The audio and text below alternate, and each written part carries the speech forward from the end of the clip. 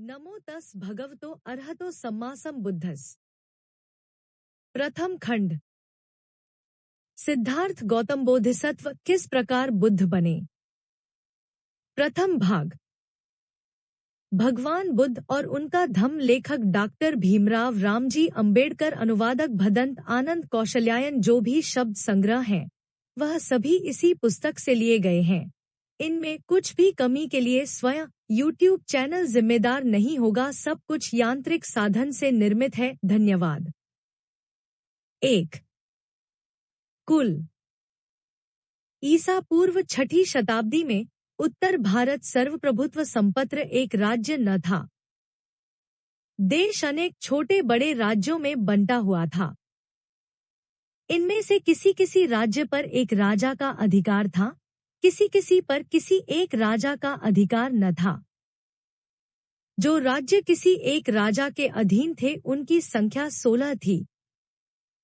उनके नाम थे अंग, मगध, काशी, कोसल, वज्जी, मल्ल, चेदी, वत्स, कुरु, पंचाल, मत्स्य, सौरसेन, अश्मक, अवंती, गंधार तथा कंबोज।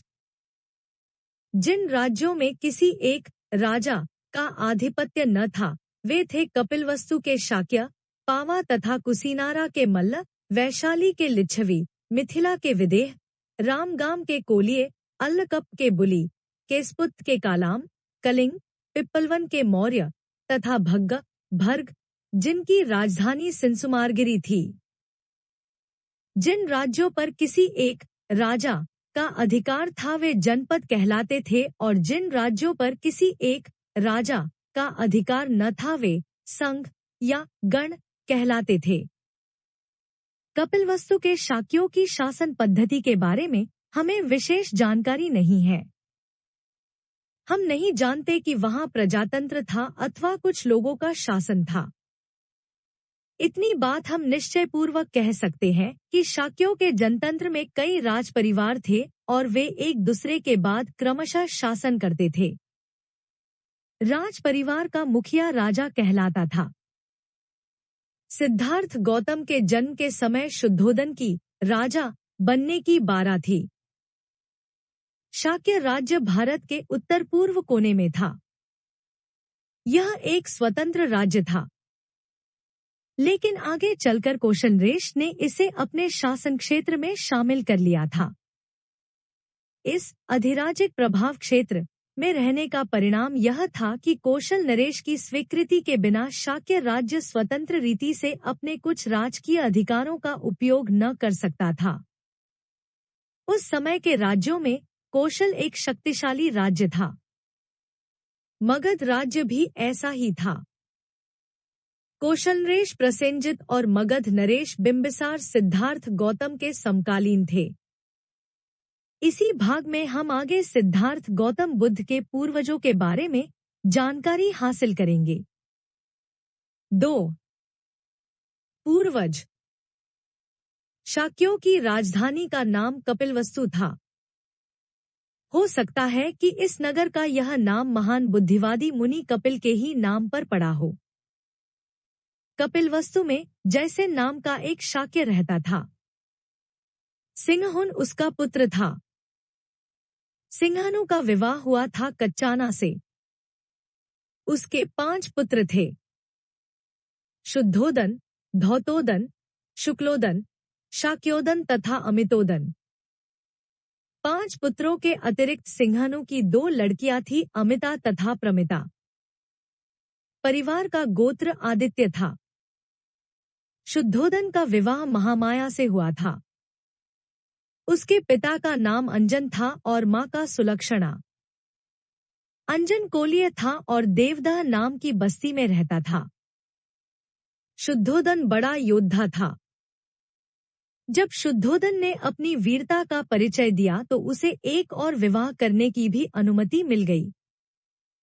उसने महाप्रजापति को चुना। महाप्रजापति महामाया की बड़ी बहन थी। शुद्धोदन बड़ा धनी आदमी था। उसके पास बहुत बड़े बड़े खेत थे और नौकर चाकर भी अनगिनत थे। कहा जाता है कि अपने खेतों को जोतने के लिए उसे 1000 हल चलवाने पड़ते थे। वह बड़े अमन-चैन की जिंदगी बसर करता था। उसके कई महल थे।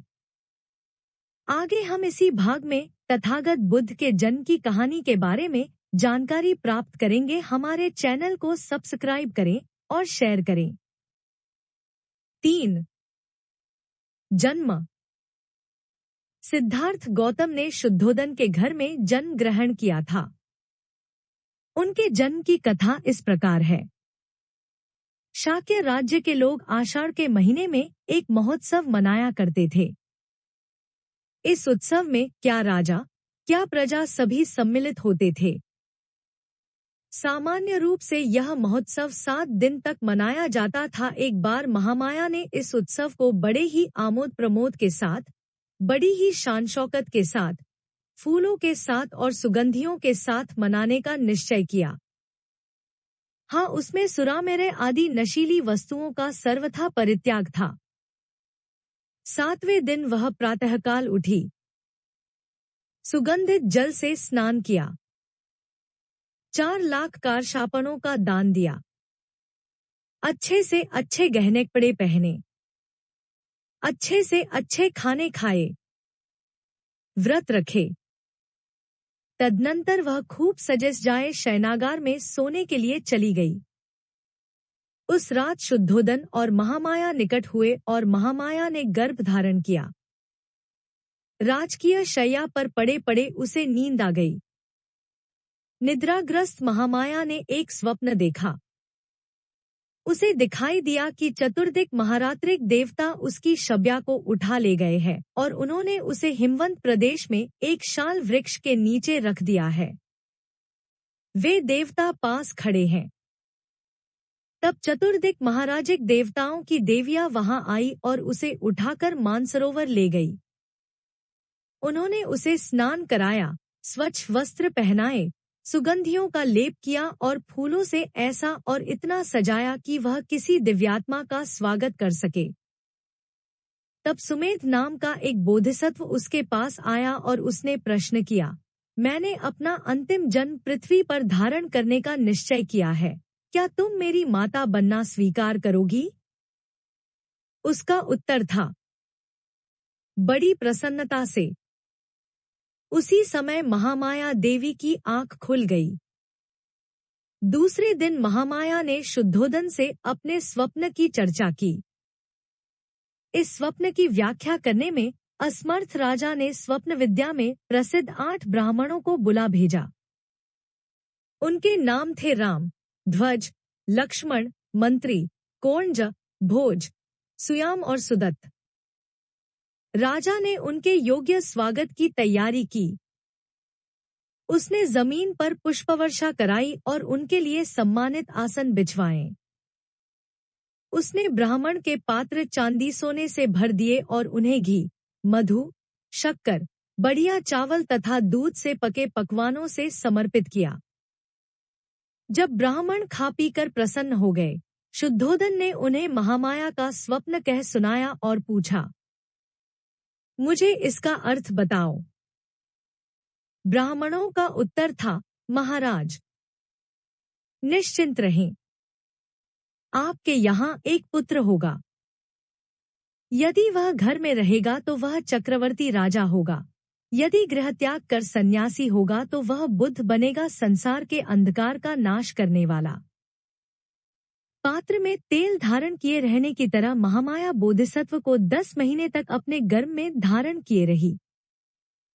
समय समीप आया जान उसने अपने मायके जाने की इच्छा प्रकट की। अपने पति को संबोधित करके उसने कहा, मैं अपने मायके देवदह जाना चाहती हूँ। शुद्धोदन का उत्तर था, तुम जानती हो कि तुम्हारी इच्छा की पूर्ति होगी। कहारों के कंधों पर ढोई जाने वाली सुनहरी पालकी में बिठवा कर अनेक सेवक सेविकाओं के साथ शुद्धोदन ने महामाया को उसके मायके भिजवा दिया। देवदह के मार्ग में महामाया को शाल वृक्ष के एक उद्यानवन में से गुजरना था, जिसके कुछ वृक्ष पुष्पित थे, कुछ अपुष्पित। यह लुम्बिनी वन कहलाता था।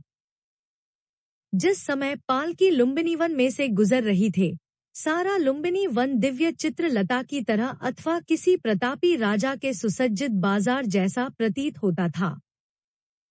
जड़ से वृक्षों की शाखाओं के छोर तक पेड़ फलों और फूलों से लदे थे। नाना रंग के भ्रमरगण गुंजार कर रहे थे। पक्षी चहचहा रहे थे। यह मनोरम दृश्य देखकर महामाया के मन में इच्छा उत्पन्न हुई कि वह कुछ समय वहां रहे और क्रीड़ा करे। उसने पालकी ढोने वालों को आज्ञा दी कि वह उसकी पालकी को शालोद्यान में ले चले और वहां प्रतीक्षा करे। महामाया पालकी से उतरी और एक सुंदर शाल वृक्ष की ओर बढ़ी। मंद पवन बह रहा था, जिससे वृक्ष की शाखाएं ऊपर नीचे हिल डोल रही थी। महामाया ने उनमें से एक को पकड़ना चाहा। भाग्यवश एक शाखा काफी नीचे झुक गई। महामाया ने पंजों के बल खड़ी होकर उसे पकड़ लिया। तुरंत शाखा ऊपर की ओर उठी और उसका हल्का सा झटका लगने से महामाया को प्रसववेदना आरंभ हुई।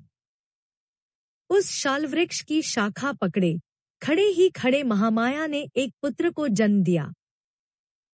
563 ईस्वी पूर्व में वैशाख पूर्णिमा के दिन बालक ने जन्म ग्रहण किया। शुद्धोदन और महामाया का विवाह हुए बहुत समय बीत गया था, लेकिन उन्हें कोई संतान न हुई थी। आखिर जब पुत्र लाभ हुआ तो न केवल शुद्धोदन और उसके परिवार द्वारा बल्कि सभी शाक्यों द्वारा पुत्र जन्मोत्सव बड़ी ही शानबान और बड़े ही ठाट-बाट के साथ अत्यंत प्रसन्नतापूर्वक मनाया गया। बालक के जन्म के समय अपनी बारी से शुद्धोदन पर कपिलवस्तु का शासन करने की जिम्मेदारी थी।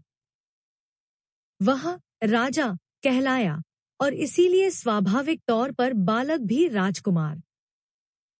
आज भगवान बुद्ध और उनका धम्म भाग 1 में इतना ही। सभी दर्शकों और श्रोताओं को मेरा नमो बुद्धाय। जय भीम, जय भारत। आज इस भाग में इतना ही।